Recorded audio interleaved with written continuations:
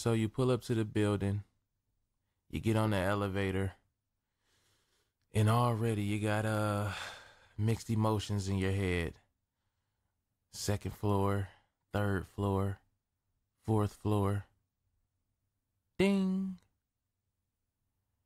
The elevator doors open up. You go into that office. You see Miller on the door. This is the first time you've ever been to see a shrink. Now I know what you're thinking. It's like, he don't know me. What do I say? What do I do? What's some questions he's gonna ask? You already got this thing in your head where it's already set up where you feel like, I know this is not gonna be a good thing because this guy doesn't even know me. So I know he gonna say something that's gonna piss me off. You never know. He might help you. Dear Love, episode 20. Let's start with being bipolar. Everyone is bipolar. I know they say, oh, well, if you're not diagnosed or if you don't take medicine, it's not really considered bipolar. But we all have a little bit of a change in us. And it starts off as a kid. I mean, think about it. Kids be so happy until they don't get their way. Now, I know that's not exactly being bipolar, but just the mood changes so quick. You take something from them, and now they hate you. Or, hey, I want to stay with my mom. Oh, I want to stay with my dad. It's like they can't really figure it out. Kids want everything. But it's the mood changes that shows some type of bipolarism in all of us. Even with jobs. We love our job 1 second, within 5 seconds you can hate it just that quick. Hell, there's times I be feeling good. I get up, I go to work. As soon as I walk in, my whole mood changes. It's just like, ugh, why am I even here? Why did I waste my time today? Anyway, that's a little backstory on bipolarism for kids and even as adults. So you walk in there, you sit down, and again, you already going into it with the thought of, I just want to hear what he got to say. The fact that we actually went to see a shrink is already progress. Because, you got to get there, So the fact that we went, that's some type of progress. So you're there, the guy's there, or the woman's there, nice little suit or nice little outfit that they have on. And again, we already start making judgments. Oh, this person's about to say some crazy stuff, or they're about to ask the simple question of, how are you feeling? And it's like, man, what you mean how I'm feeling? You know how I feel. I feel like shit because I'm sitting here in front of you.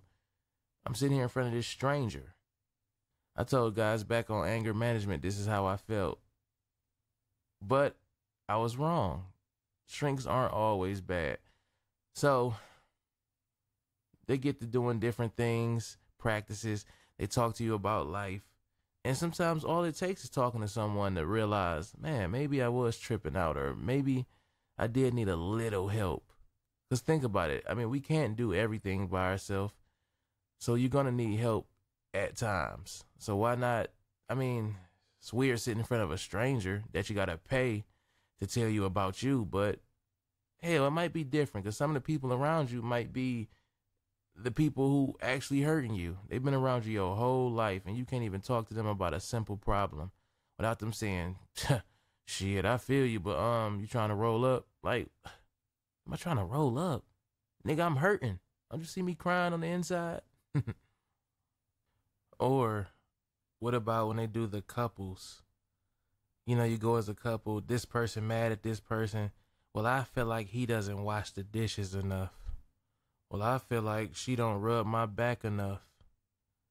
It's just simple arguments that really could have been taken care of at home. But sometimes you just need that person to say, hey, well, maybe if you wash dishes more and you rub the back more, it'll be a better household. Y'all look at each other and say, well, maybe you're right. Maybe that's what we should do. My only thing with shrinks be, well, you helping me get my life together. What about your life? How many movies have we seen where the person helping somebody is always worse off than the person that they helping. Or we always got something to say knowing we going through the same situation ourselves. I just wouldn't know. I wouldn't know how to react to some of the questions that they would ask. Which, like, well, I don't know if they would really ask it, but like if they say, "Hey, what's the worst thing or the worst situation you feel like you've been in?" Tell that nigga life, nigga. Fuck you mean the worst situation? If I'm here, it gotta be some shit going on. But it just gets me thinking about all of the fights and different things I've seen or been a part of. You know, we in a place, there's a place that sell all type of food. It stay open all night. And I'm there with my peoples, of course. It's a night we was drinking. You know, I always was the guy who would drink, but I wouldn't drink too much because I got to kind of babysit the older people. So we go to this place, and it's probably 4 other people in there that's getting food. And it's a guy sitting down selling CDs and movies. So you know this is an old story. Selling CDs and movies. And he always feels like he got to start something or say something to everybody. Because before we got to this place, we were at the gas station. There was one person at the gas station, literally only one person. So he walks by, and my people's bump into him. And he say, "Hey, what the fuck you looking at?" I said, "Come on, dude, chill out, man." He said, "No, that nigga need to watch where he going." I said, "You ran into him, though." And he wasn't trying to hear you, like, he ran into me. So we at this place. Now, it's a guy ordering his food, and he got his girl with him. You know where this is going. So he walked up to her. He said, "Hey, beautiful." And she was like, "Hey." And then the dude said, "Hey, don't talk to them niggas." So then my peoples looked at him and said, "What?" Nigga only said hi. So the dude just looking at him. I'm standing back. I always got to be like the guy that stand back and just kind of analyze the situation. Only thing I needed was a notebook. So the dude said, "Hey, man, just don't talk to my bitch." And he looked at him and he said, "Nigga, your bitch said hi to me." So now she just in the middle, like looking like a damsel in distress. It's like, yeah, you spoke to him. I wanted to say that. I wanted to just like tap him on the shoulder and say, "Hey, well, you did speak." So the guy looked at him again. He said, "Man, you called her a bitch." He said, "Man, we about to fight over a bitch?" This is what my people said. Next thing you know, the other guy that was there walks up. He kind of walks behind the person I was with. So in my mind, I got to put my little notebook up from taking notes. And I said, "Oh, here we go.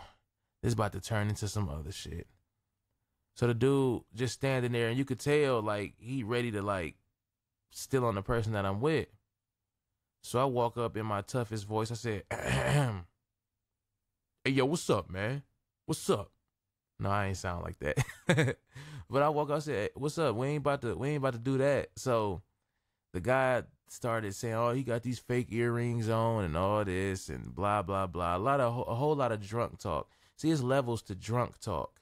You got like the first level where it's kind of like you understand it. Then the second level is just, we ain't even figured out everything for that level yet. So I'm sitting back. They about to fight. The guy takes his shirt off, literally. The police walk in. Slam the guy that was with him, slam the guy against the fish tank and throw him out the door. And the guy asked my people, he said, "Hey, man, listen, man, I don't want no problems, man. All is forgiven, man. I'll pay for your food and everything. Like, I got warrants, but I don't want the police to say nothing." And my people's like, "Yeah, pay for my shit, bitch. Pay for my shit." I'm like, whoa, what just happened? Now, all this time, Dr. Miller is just staring. He's staring at me because that was the story in my mind. I ain't even told him the story yet. Just a little uncomfortable, you know, sitting here talking to a shrink about things I've been through. But I'm going to go ahead and tell him the story. So then he says, "Whenever you're ready, you can start." Man, first of all, that voice, that ain't about to work with me. And second of all, yeah, I know I can start when I'm ready.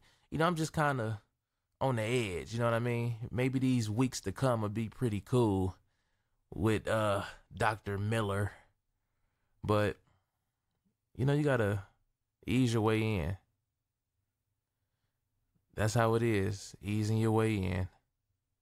That's what gets us in these situations, right? You start off doing something, ease your way into it.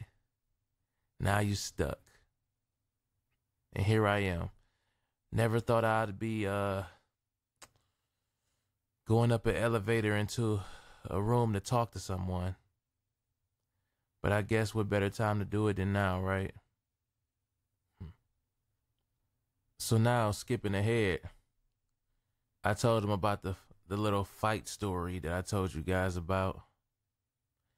His was a little more detailed. He asked for a whole bunch of details, blah, blah, blah.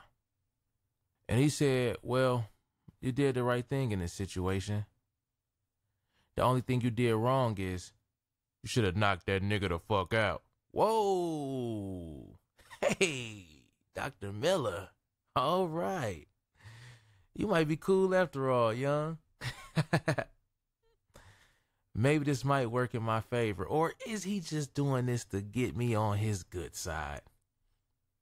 I guess we'll find out, since I got to come back to this. It ain't even no, look, I was about to say this crappy place. It ain't even no bad place. This is a nice little building, nice little rooms, and everybody all dressed up. Everybody got like notebooks, and ain't even notebooks, like the little things in they hands to take notes and all of that. I feel like I'm in like some type of ward or something. Like I'm a patient here or something. But then he looked at me and he told me, same time next week, let's sit back. Let's get to the bottom of why you are you. The things that go on in your head. Why you so crazy? Why do you feel like everybody's your enemy? You like strippers? Now I'm like a little kid. Yeah. So, I mean, man, I'm starting to think I'm gonna like this place. But I'm gonna have a couple, strippers around here next week. We can talk some business. You know what I'm saying? Get you right, and we gonna be good. Now I'm just like looking around and just, smiling a little bit, just kind of, kind of just like, hey, where I'm at? Who is he? Oh yeah, I'll definitely be back here next week. I might even tell my people about this nigga. Dear love, T. Shaw, I'm out of here.